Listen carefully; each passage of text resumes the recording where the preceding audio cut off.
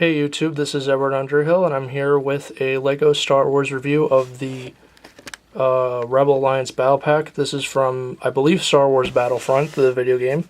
It's 101 pieces, costs $15 or $12 in the States, $15 in Canada, and it has 4 minifigures. Right off the bat, one of my favorite battle packs that LEGO's done since they started doing these back in 2007, and I will go into detail as to why.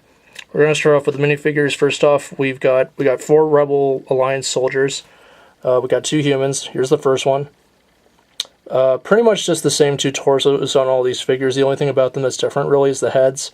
This guy's of course got the Lex Luthor head, which I'm not a fan of when LEGO just uses stock heads for figures, unless it's for like soldiers and whatnot. But I wish they would have had like a unique head for Lex Luthor from the DC series. But yeah, this guy's really cool. He's got the Hoth Rebel Trooper helmet in dark tan with the goggles that come down. Just like that. But yeah.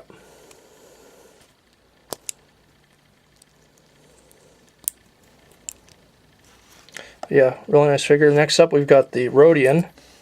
Now this guy, obviously, the Rodians are a very well-known race of characters from Star Wars. They've been in the movies since the original films, and in fact I'm going to bring another, the most famous Rodian, for a comparison.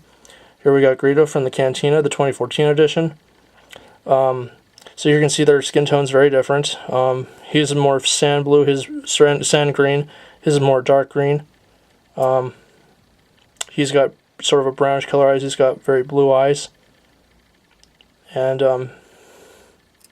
again, really nice printing on this figure. The only thing about this battle pack I don't like are the blasters. These are those stud shooting weapons that LEGO's been doing since 2014.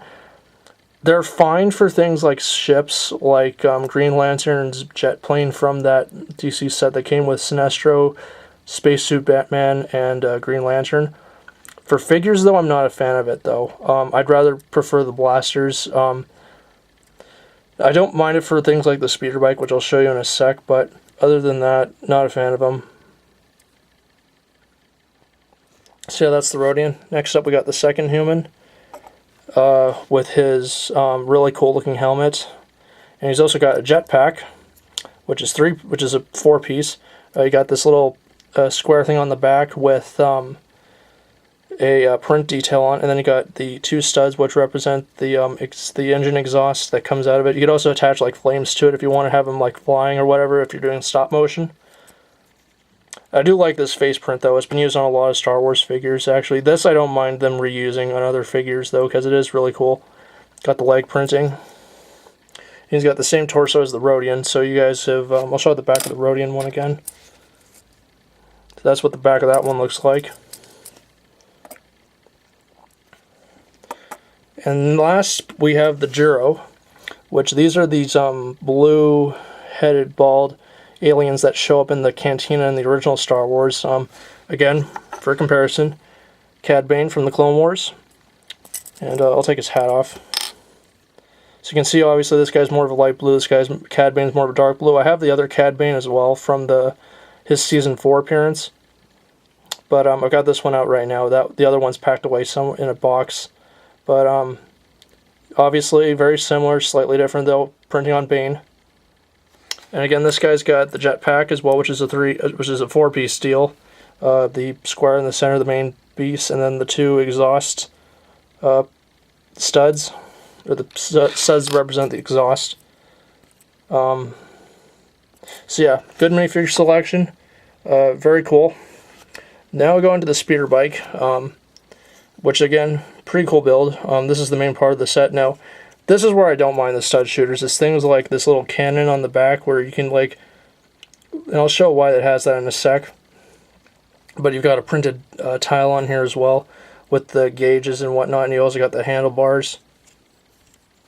And again, this also is where I don't mind the stud shooters, is for things like this where you can just fire it. Also, and it's for the kids as well, which is another reason why I think LEGO included these. But you can fit up to 2 guys on the speeder. So we got our good buddy here with the hat, and then you got the Rodian, of course, as the pilot. So this is why, obviously, you can obviously like have them in a chase or whatever, and then this guy can be shooting back at the enemy. So that's really cool. But yeah, overall, I do like this battle pack. It's actually my favorite of the 4 that came out this year. Resistance battle pack is number 2, and then the First Order's would be my 3rd favorite, and then the Galactic Empire one with the 2 Stormtroopers and the Shock Trooper and the Imperial Officer / Technician is number 4. But overall, I do like this set. 4 out of 5 stars for me. Again, just not a fan of the stud shooters. I would prefer the LEGO went back to the old school blasters for the battle packs, but overall, I do like this set. Here's the box.